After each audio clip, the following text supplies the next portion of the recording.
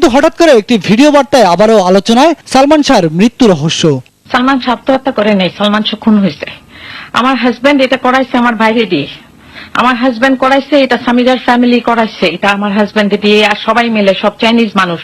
Video বার্তার Rabeya Sultana Ruby নিজেও সালমান হত্যা মামলার ৮ নম্বর আসামি, স্ত্রী সামিরা হকের ঘনিষ্ঠ সহযোগী এবং সালমান শাহর বিউটিশিয়ান।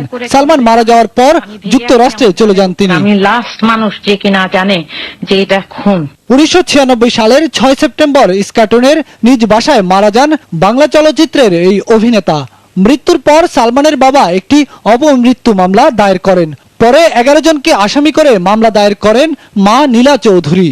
আসামিরা হলেন তার স্ত্রী সামিরা হক, শাশুড়ি লতিফা হক লুসি, ধনাঢ্য ব্যবসায়ী আজিজ মোহাম্মদ ভাই, মুস্তাক ওয়াইদ, রিজভী আহমেদ ফরহাদ, খল অভিনেতা আশরাফুল হক ডন, নজরুল শেখ, ডেভিড, রাবেয়া সুলতানা রুবি ও সালমানের বাসার গৃহকর্মী আবুল হোসেন খান।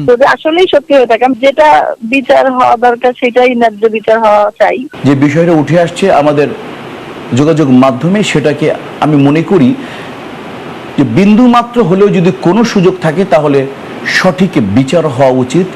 এদিকে ভিডিও বার্তাটিকে ঘিরে মামলার তদন্ত কাজ এগিয়ে নেওয়ার কথা জানালেন সংশ্লিষ্টরা। তদন্তকারী সংস্থা যারা আছেন, নতুন একটা সংস্থা, আমরা আশা করি তারা নিশ্চয়ই আইনগতভাবে যেভাবে প্রয়োজন হয় সেভাবে যাবেন।